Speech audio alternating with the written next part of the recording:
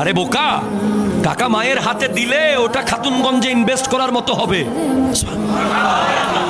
তুমি 10 কোটি টাকা খাতুনগঞ্জে ইনভেস্ট করে যে ইনকাম করতে পারো, মায়ের হাতে 10 টাকা দিলে তার চেয়ে 10 গুণ ইনকাম হবে। কিছু চোখে দেখা যায়, কিছু দেখা যায় না। এই জন্য বেতন পেলে আলাদা করে মা বাবার হাতে টাকা দিয়েন, সব আনার পরেও দিয়েন। দেখবেন ইন্তেকালের পরে শাড়ির তলে টাকাগুলো আছে,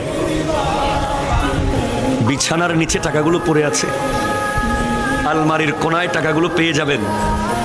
অথবা কেউ একজন এসে বলবে তোমার মা আমার কাছে এই টাকা জমা রাখছে।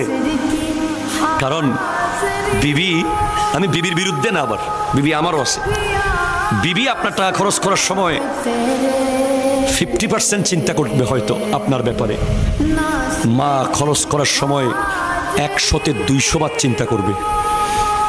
আমার ছেলের টাকা কত কষ্ট করে আমার ছেলে মাথার গাম পায়ে ফেলে কামাই আনছে। বিবি 10,000 টাকা শাড়ি নেওয়ার সময় হয়তো হাত কাঁপবে না, মায়ের 500 টাকার শাড়ি কেনার সময় হাত কাঁপবে।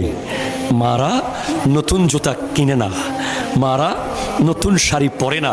আর বাবার কথা তো বললে কলিজা ছিঁড়ে যাবে ভাই। বাবা, মা তো 10 মাস 10 দিন পেটে রাখে, বাবা তো 25 বছর মাথার উপরে রাখে।